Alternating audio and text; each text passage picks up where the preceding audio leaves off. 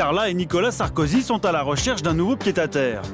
Le couple présidentiel est venu visiter une demeure dans l'ouest parisien. Vous allez découvrir en exclusivité les images de cette maison. Mais dans ce quartier huppé de la capitale, les voisins veulent préserver leur tranquillité et les réactions sont partagées. À 80%, personne n'en veut ici.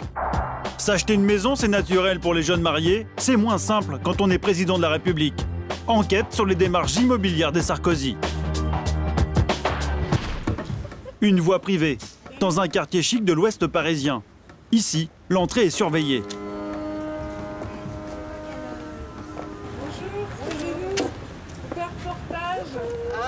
Vous êtes au courant que la famille Sarkozy va peut-être acheter une villa? Oui, c'est possible. Ah, c'est possible. Sur la venue du couple le plus populaire de France, la voisine boulangère en sait un peu plus. Les Sarkozy ont bel et bien visité une maison à côté de sa boutique. Elle les a vus passer. Ils arrivent comme tout le monde, ils font leur visite, ils s'en vont. Ouais, voilà. Et puis voilà, d'une discrétion totale. Ils ont quand même un petit service d'ordre pour les protéger. Normal. Ben, c'est normal. Attendez, vous seriez à sa place, c'est tout à fait normal que vous auriez un service d'ordre avec tous les frappadingues qu'il y a dans le coin ou qu'il y a partout. C'est le mois dernier que Carla et Nicolas Sarkozy sont venus ici, car cette maison, ils veulent la choisir ensemble. Mais ils doivent se dépêcher car la villa est très demandée. D'autres personnalités l'ont également visitée. Danny Boone, Sophie Marceau et Christophe Lambert notamment. Cette maison, la voici, une grille toute simple, mais derrière un petit bijou. Ah oui, c'est comme un grand hôtel particulier, quoi. Et vous savez à quel prix elle est? Elle est à 12. 12 millions d'euros. Ils ont rajouté l'autre partie plus seule. Ah, on ne dirait pas, hein. Construite à la fin du 19e siècle, la maison a une surface habitable de 600 mètres carrés sur 3 niveaux. Le tout dans un jardin de 1600 mètres carrés arboré. Et nous sommes en plein Paris. Au fond du jardin, les dépendances. Alors ça, c'est quoi? C'est la maison de gardien? C'est quoi? C'est des dépendances, quoi? Ça peut bien regarder près d'autres. Ouais. Ça peut bien regarder déjà.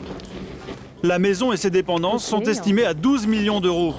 Mais visiblement, pour ce prix, il y a tout de même quelques travaux à prévoir à l'intérieur. Ah, et puis il y a tout à faire, hein.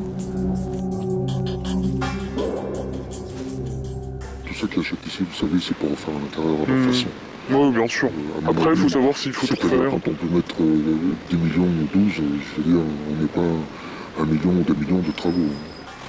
Mais il n'y a pas que l'argent.